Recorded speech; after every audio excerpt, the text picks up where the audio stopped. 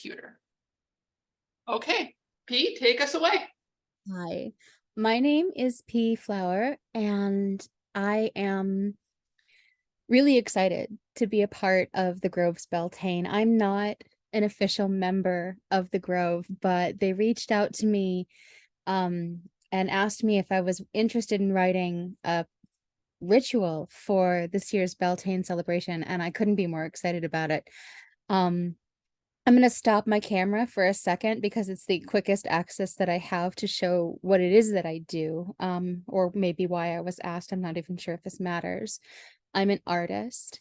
I'm a illustrator, I'm a poet, and I'm a potter, and I'm a painter. And all of my work is central to human sexuality and lifting up marginalized voices through that celebration of authenticity. So we also dance quite a lot around trauma healing. It naturally goes together when you're working with marginalized groups. But this year, I really wanted to try to find something inclusive and a little different to try to bring some light and some healing with a lot of the things that have been going on with our LGBTQIA pals. And as I'm also one of them, I will dive just straight into the notes that I have for the presentation rather than the riffing I've been doing up until this exact moment. So, as most of us may already be aware, but those watching might need a little bit of background. Beltane has its roots in Celtic traditions. It falls in between the winter and the summer, like an access to rebirth in the fullest part of the spring. And fertility celebrations were really common, especially at Beltane's roots, chiefly to help ensure the fertility of the flocks, but also for the people themselves. And it's a celebration rooted in fires and bonfires and passion and inspires abundance. Today, we have an overpopulated world and we overproduce our farms. There's really less of a direct need to that accessing of what we as a society might consider fertility at face value. Now, in a modern context, we still see and adhere to the normative trends for fertility and sexuality during Beltane. The maypole, deeply phallic symbol placed into the ritual hole created and mounted to weave ribbons with the binary of sexes of men and women separated to circle one another until the pole is braided in festivities, is a classical, beautiful tradition. But it might feel a little exclusionary for some, especially in the way that gender is more freely expressed in our cultures in LGBTQIA communities. It's a classic tradition, the maypole, and it harkens back towards what we've commonly associated with fertility and sexuality to mean. But it's also really important to note that we don't erase one by embracing another. So when we approach the expression of self-identity through joy, that's where we're never a binary species. We contain multitudes. We are all different genders, different races, different orientations, different people. Our worships don't have to continue to be rooted in the same normatives passed down from generation to generation through the systemic exclusion of marginalized voices through power. And with that said, the final central truth of who you are, no matter what anyone else says, what brings you joy, that's akin to the decolonization of your own personal identity. And I am always here for that. If we understand that society impacts our worldviews, then we can also understand that society impacts how we view ourselves as individuals. And Americans, we've got a really individualistic culture compared to a number of other modern societies. So the ability to see ourselves independently of our society mandates seems kind of like an obvious step, but nothing could really be further from the truth. For instance, if we examine the generalized concepts of heteronormative sociological tropes upheld through modern Wiccan rights, we can find many binary pairings that don't have to be viewed as exclusively binary or as exclusively masculine to feminine. To seek authentic worship in those paths. And I don't mean to sound like I'm bashing Wiccan traditions. I really hope it doesn't come across that way. Far from it. I merely wish to recognize that the continued root in heteronormative tropes, man, woman, masculine, feminine, sun, moon, these binary pairs are upheld by how our modern society, and therefore limits how individuals outside of those binary tropes can be left out of context. And that, in and of itself, feels like a shame all around, because it's the most un-Wiccan thing I can think of. And not just from modern Wiccan modalities of worship. Again, it's not about bashing Wiccans for binary tropes. This is to say, rather, that we could choose to see within ourselves a multitude of worshipful acts. I like to remind myself that while I adore the sun and the moon, I have to also remember that between me standing here on this earth and the moon I see rising above me most nights, there is an expanse of space large enough to fit every other planet in our solar system, side to side, including Pluto. I always prefer to include Pluto, no matter what our scientific community actually believes, because some might argue that kicking the god of death out of the club is just bad juju, but you know what? I digress. More to the point, and to be specific about it, our modern rituals frequently ignore the expanse of space where all of our bodies in a solar system can be measured. And since I will always argue that we are allowed to take up space in the universe, I invite each of you to join me as we listen and learn from within to what our own voices authentically carry. Our physical bodies interact with this world in linear time, but as anyone in trauma therapy can attest, our bodies keep the score, by which I mean we can be in the anywhere or the everywhere when we are within our bodies instead of within the world. Today, we're going to learn how to tap into that on purpose instead of by accident, which will help each of us best define where joy is rooted within ourselves. Tonight, you only need to hold on to that which empowers you. I invite you to let go of the things that you find limiting, and most especially if those limitations are ones that have been placed on you in this society as a means of control. In this space, you have all of the control. If you find the duality of sun and moon empowering, then keep it for yourself. It's yours. Share it with everyone if you choose. You're allowed these things that empower you. For others, however, walking through the doorways of that binary compounded with the roots in heteronormative sexuality frequently brought into the Beltane celebrations can at best be disassociating and at worst, actively harmful. And we don't do that here. We don't do that here. I feel like a meme. We are learning how to embrace our authentic idea of what worshiping joy looks like. And we're doing it without the internalized shame that blankets when worshipful spaces mirror our oppressive societies.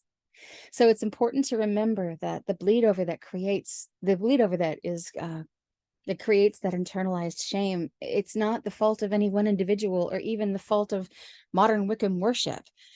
What we're learning to do here tonight really isn't new knowledge to anyone. I'm certain not to any of you. It's just a thought process, the deconstruction around familiar ideas, and I hope that you will center yourself on that concept rather than something more limiting that language is clumsy to express in the multitude of universes within us. I hope that you will center yourself on that as we cast ritual together tomorrow.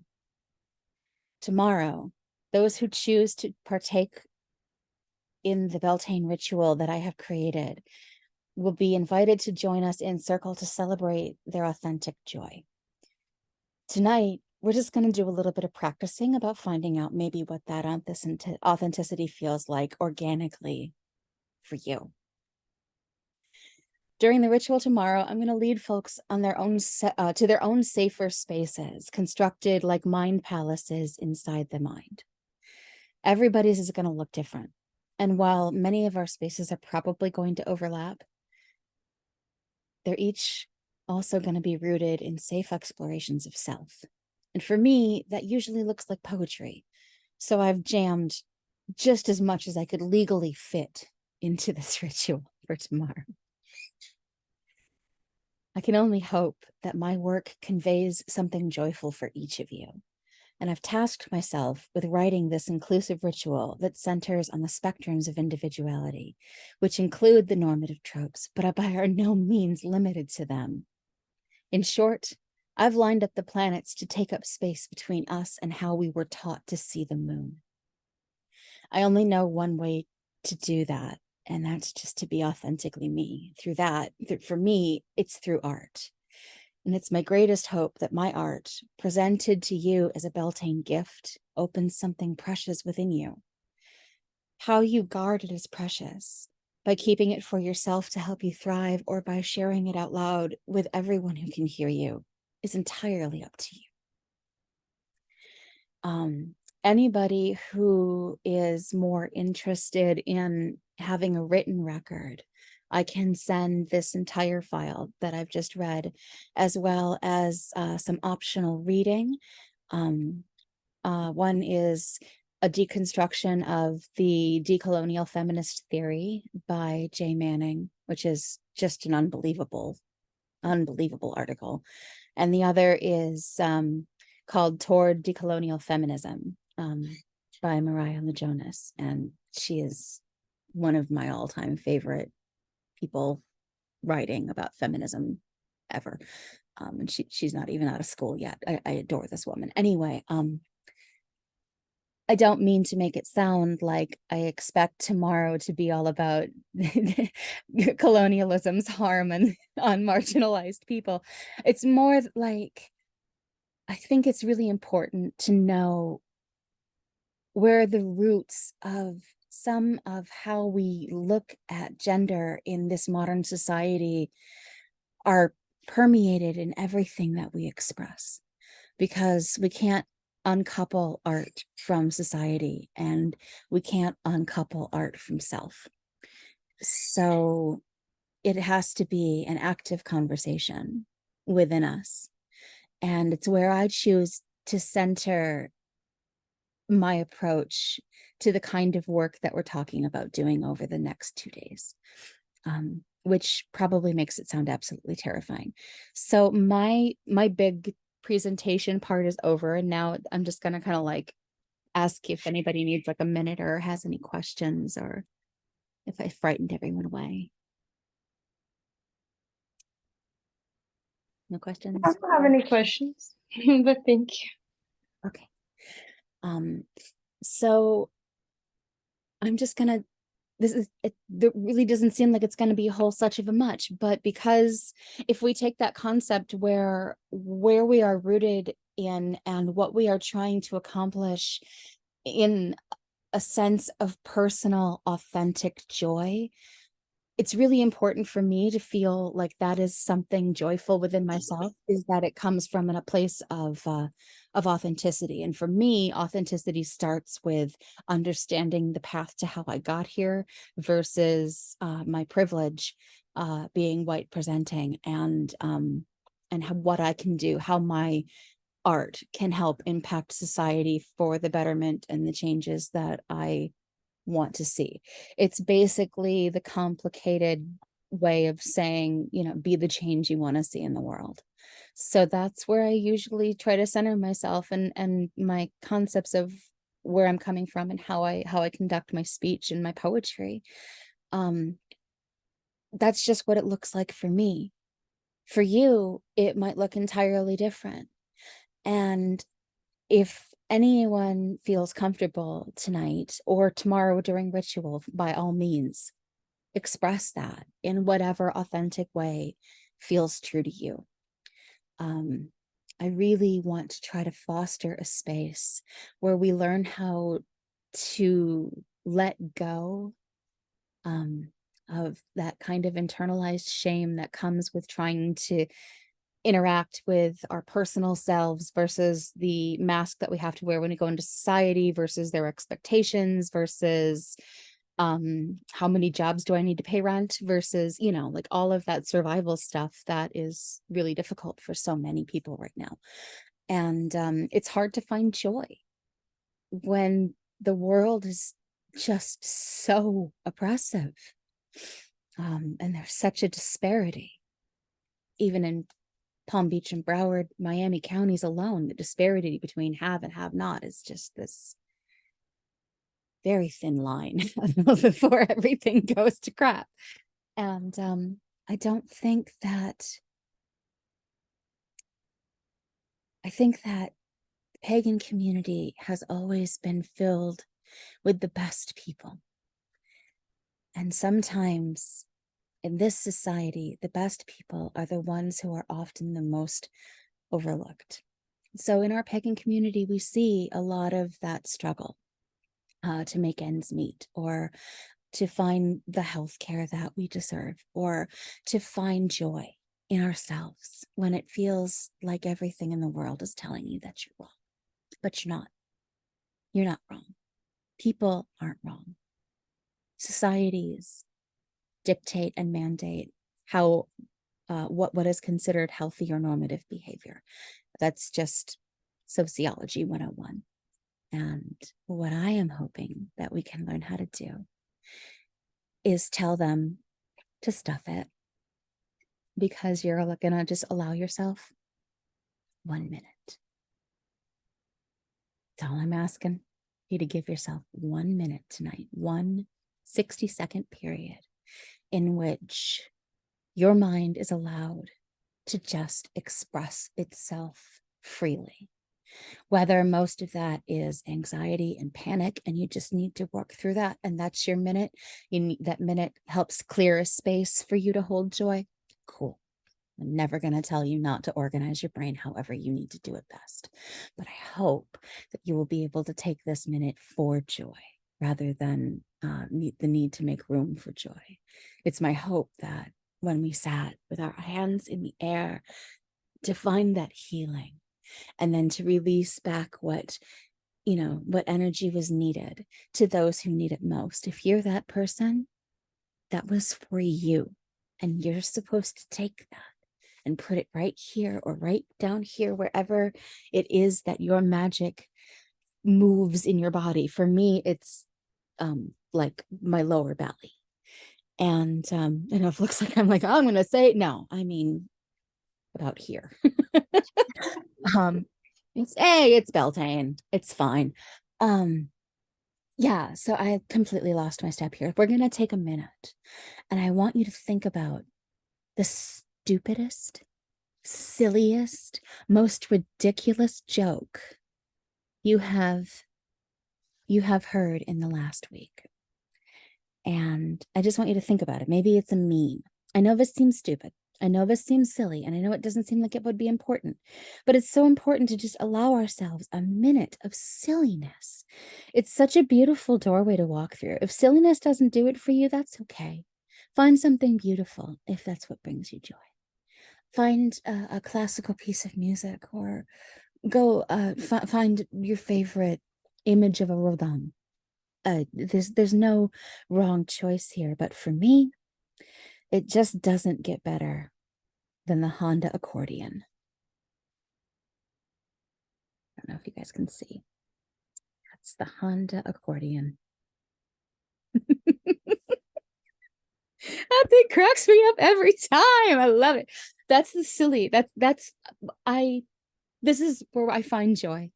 And it's an easy way to find it, like a little cupcake with the perfect amount of frosting, and it's just like a joy explosion in your mouth. And I love that. And that's enough for 1 minute.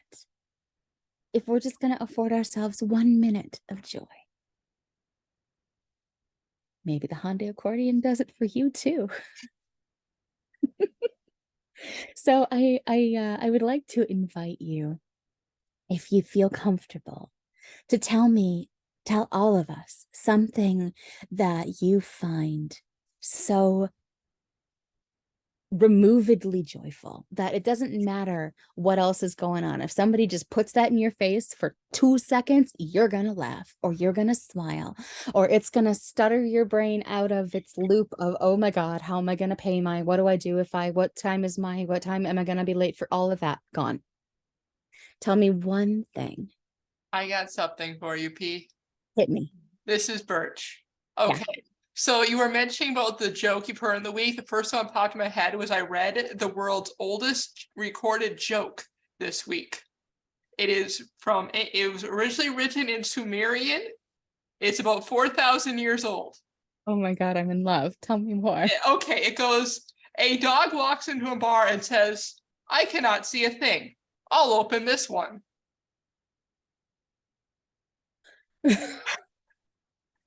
And A minute. and no one can, and the funniest part of the joke is nobody knows what the joke was.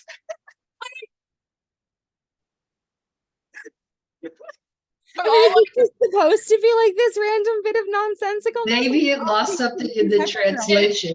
It probably did, but all I could think of with the joke, you know those old English sheepdogs? Right. Oh.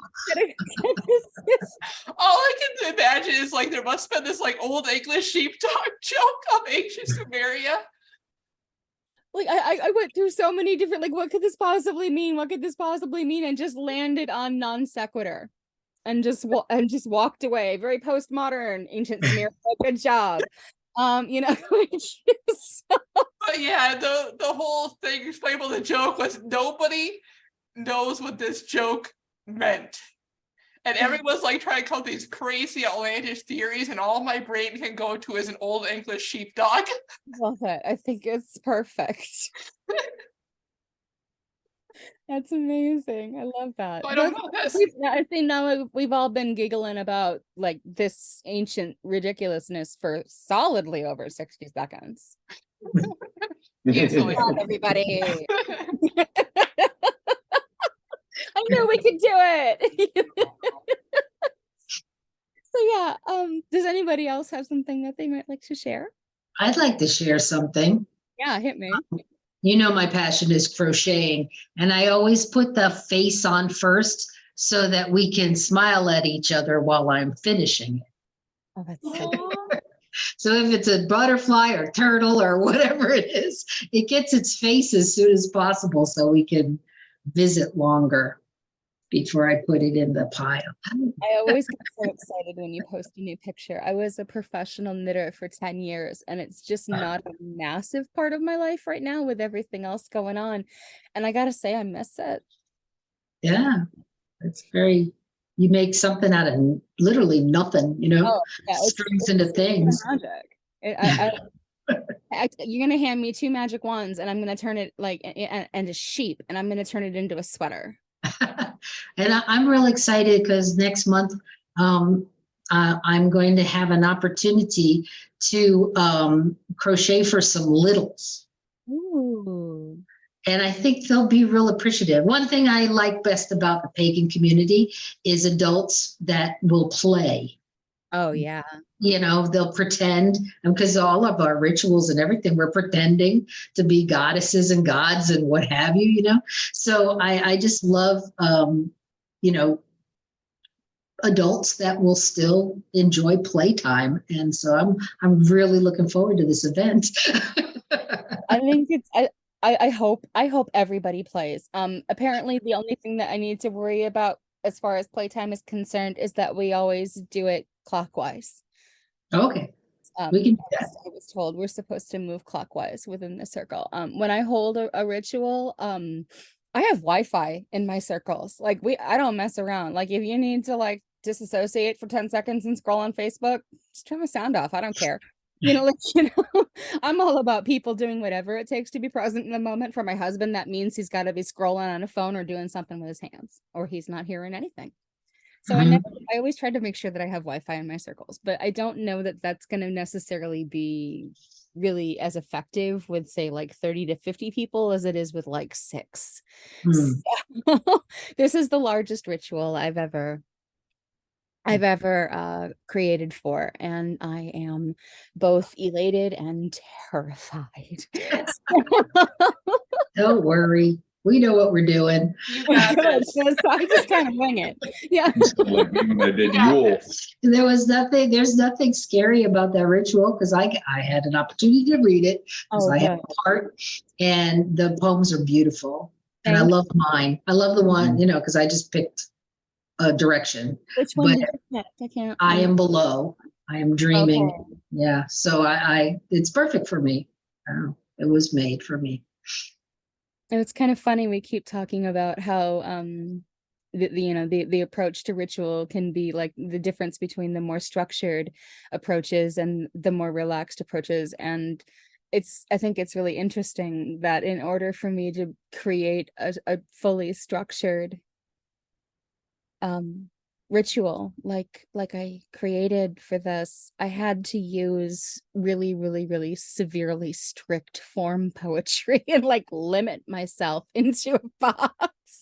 And like, this is formal. Like, oh, you want me to be formal? I can do that as long as it's form poetry. Apparently that's the only way.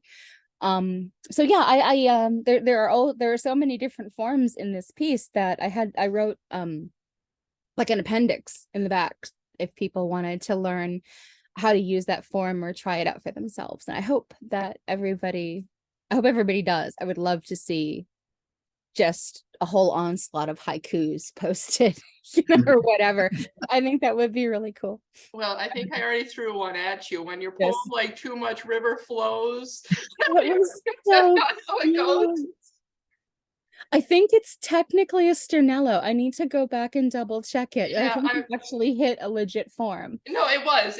I can't remember the name of it, but it was a structure I vaguely remembered. Nice. Very good. And I was like, Mine is Sudoku. yeah, it was, I think, AABA rhyming structure. I'm not sure if the syllables fit everything, but I'd have to that look one's at called. the exact rules for the Sternello. I can't remember it off the top of my head. Like some of the form poems, I do them like a stem almost, and then some of them I have to always go back and look at oh, I can't even remember what's called now. It doesn't matter. Doesn't matter. Well, this isn't a poetry workshop. Like we're just gonna shift right into one. Because to be fair, I'm on my Zoom account sitting in the same space where I do poetry workshops, so it's like really easy for like just nudge me right off of that ledge. I'll try not to push you too far into poetry because I'm as bad as you are sometimes. So. There are a number of poems in the piece tomorrow. All of the usually we would say calling the quarters, and I've kind of been playing with other ways to say it because we're doing 7 aspects in directionality. East, south, north, west, above, below, and within. And to each of those is attached a form poem from a different part of our world. So for instance, the East poem is a Japanese form called a haiku. So I've chosen short forms from all over the world. One of my favorite forms is the South poem, and that's an Ainto, which is an African form, a South African form. I think it's absolutely gorgeous. So I'm really excited to hear all of you get to read these pieces, and I hope that the formality in the form kind of translates into that structured space that a lot of people really want to attach to when we're creating the actual circle. That visceral sense of boundary is really important, especially in a group of people who maybe don't always have their boundaries respected, like a lot of pagans have. So that sounded like I mean that all pagans have issues. What I mean is that we're all very aware of how the broom closet can be a safe space that protects us. So that's really what I was trying to refer to without. Well, I always remember this one line about poetry that I read, oddly enough, in Witch Week by Diana Wynne Jones, about how Charles liked poetry because the lines were so short, you could think your own thoughts around them. That's nice. I like that. The form poems are probably my favorite way to break that spinning cycle that your head can get into sometime. Like when you just can't focus on anything, like you've got a deadline, let's say, and you need to get it from here to the keyboard, and it's just pebcac over and over. You guys know pebcac, right? You know, problem exists between user and between chair and keyboard, I think it is. In order for me to just get my brain to stop doing loop-de-loops, I'll tackle a form poem, and it just lines all. It's like when you get that roller on your spine and it just goes crack, crack, crack, crack, crack, crack, crack, crack, and everything's perfect again. Yeah, that's crackers for my brain. I love it. I hope that all of you know that a thing that does for you like what form poetry does for me. The same kind of approach to self-exploration can be used to find so many different ways to cope within ourselves, and I think that's pretty rad. Yeah. So I'm very excited about the Audal Gwyth. yay! I still struggle to say that one. Good job. Good job. I think I got it down. Audal Gwyth. I got Alguiyuth, and that was, I'm like, okay. Well, it seems I don't know anybody who appropriate speaks Welsh because to double check. the Mari Lou, of course, is Welsh. Yes. And anyone in the Grove who's known me more than since Yule knows how obsessed I am with Mari Lou's. Knock, knock. Who's there? Mari Lou. Oh, No, I Mari? messed it up. Mari. Mari who? Mari Lou. See, we're silly too. Oh no, it's about to get so happy up in here. So today, this package I've been waiting for since right before Christmas finally arrived. I got my horse skull today. Oh my Oh my. I got my Mary Lou today. You gotta bring them. Oh my gosh. You gotta bring it to Yule. You know what? Yes. Maybe I will. Yes. Or Faxi would love to have another Mari Lou running around. We can have two of them. And then they can do the knock knock joke together.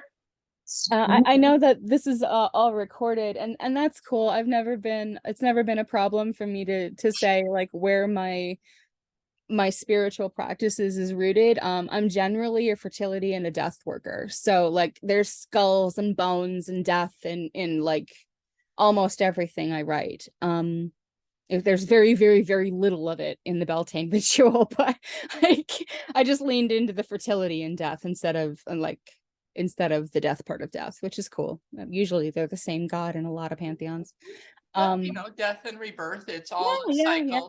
We just happen to be in the life side of the cycle in the northern hemisphere. Yeah, and I mean, there's a reason the French call an orgasm the little death. There is sex, death, fertility. It's all together. It all comes down to energy in the end. Yeah. Energy being released, energy being sown. Mm-hmm. For sure. But yes, we're very fond of Mari Lou's and Krampuses in the Grove, just so you know. Excellent.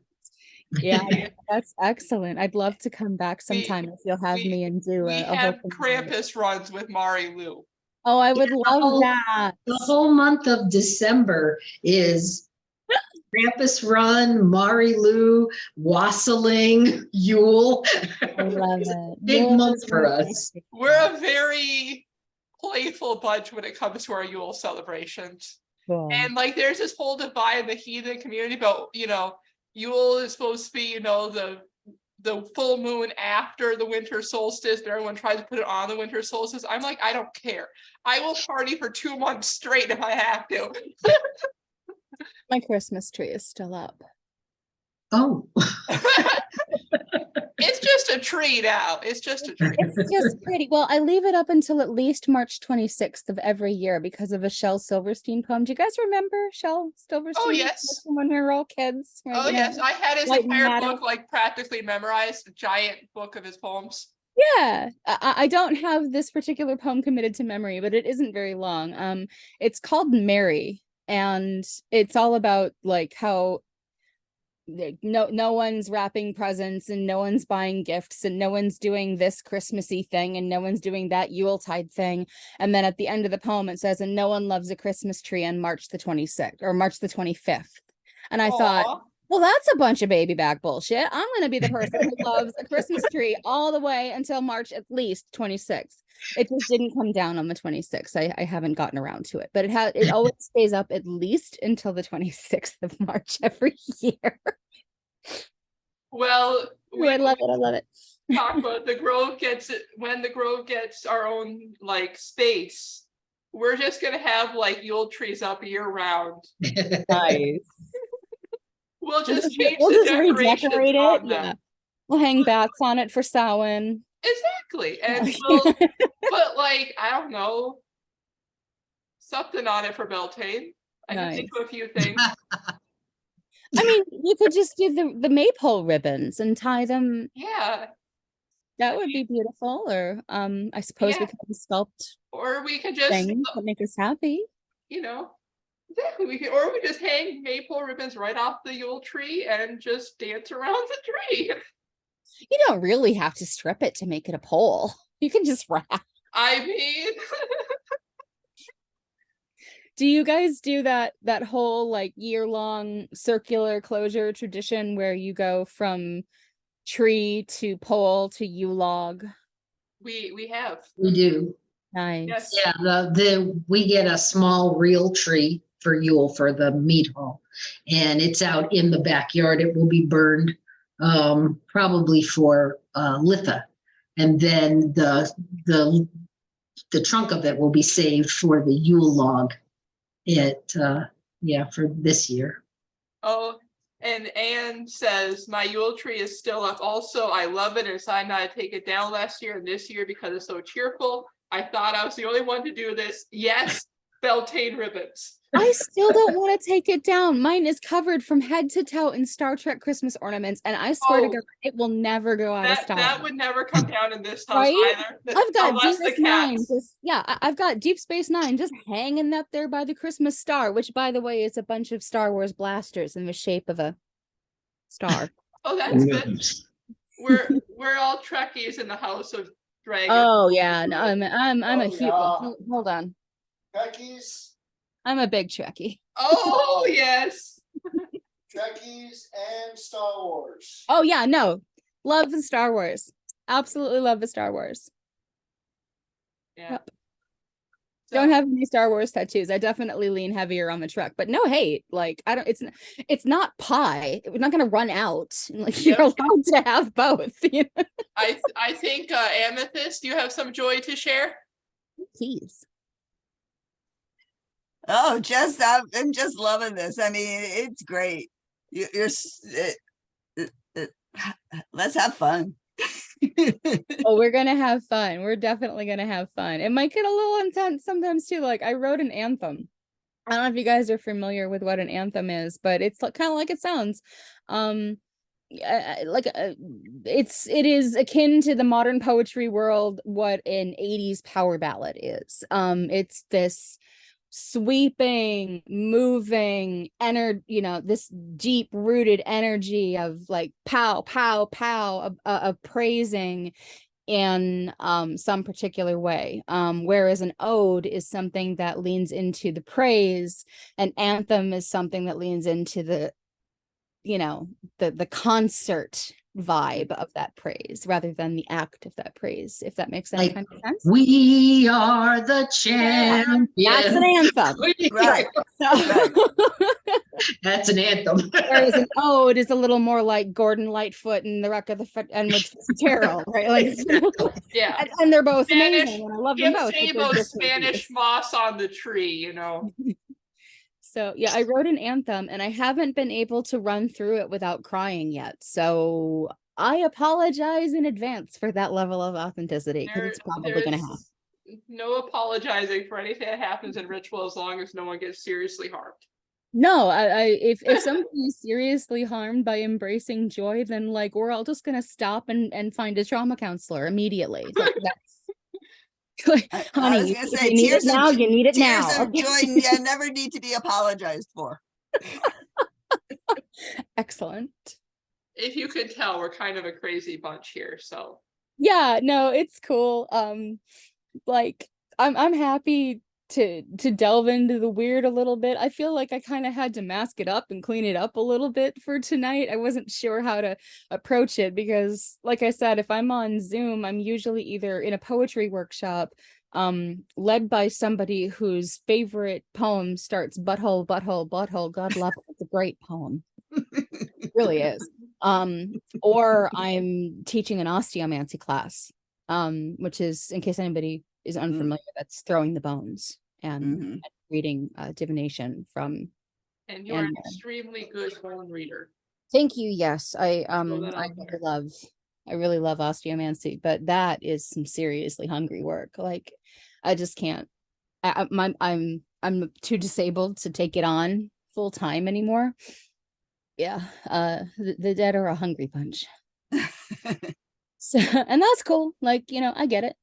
I'd be really hungry too if I couldn't ever eat an Oreo again. Like, Oh, vibes, my dead pals.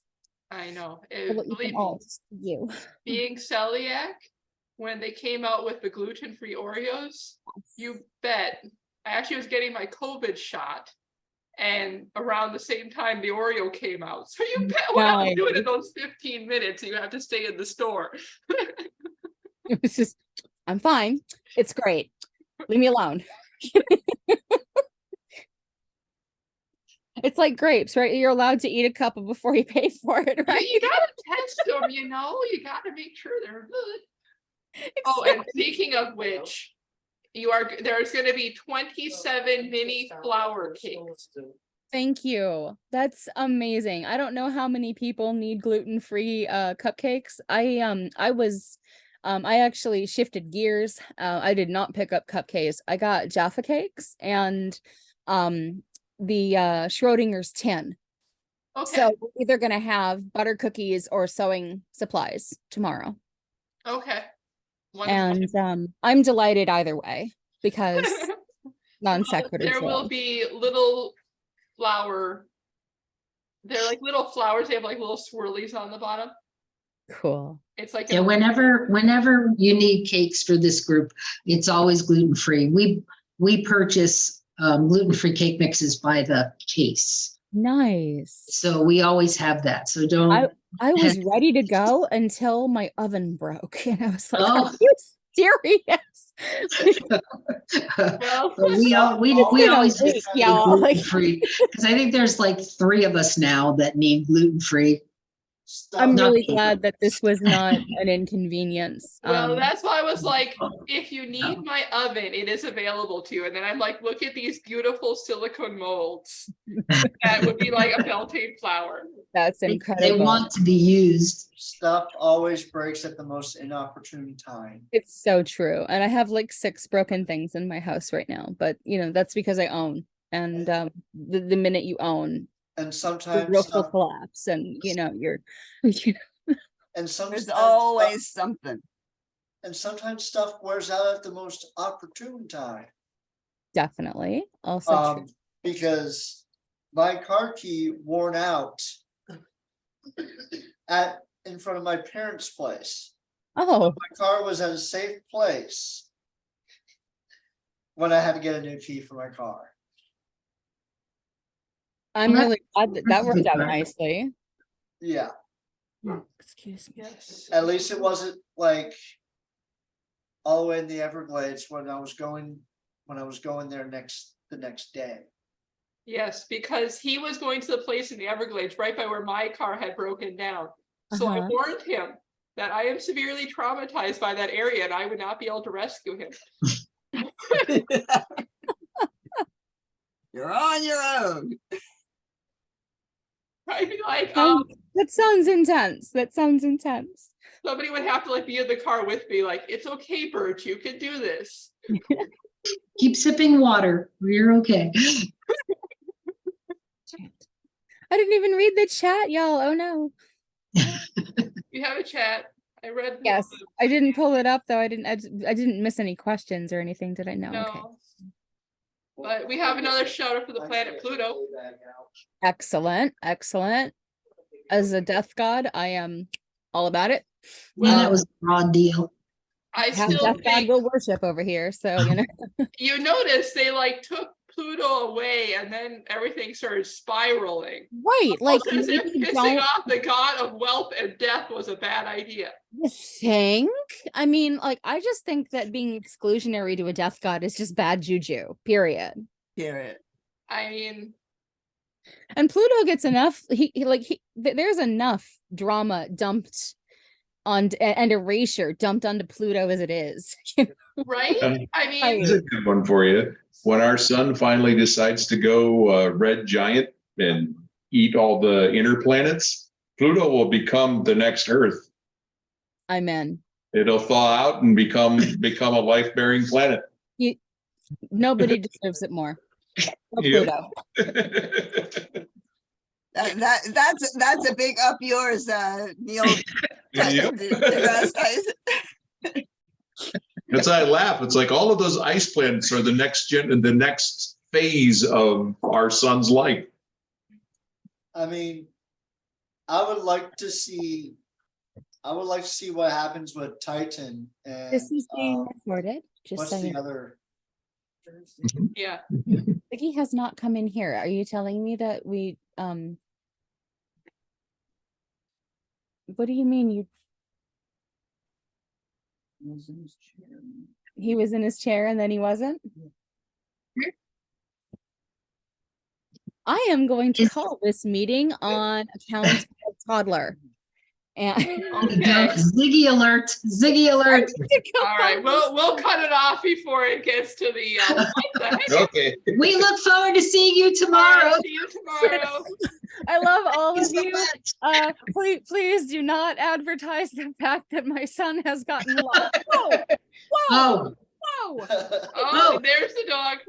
Donuts, like, I'll help. Okay. All right, we're gonna. Let's go look for the kid. All right. wow. Okay. I Go, wasn't go find Good Ziggy. night. fun, but hi- Good okay. night. All right, we'll see you all tomorrow. Bye-bye. All right. Great way to end. Wow.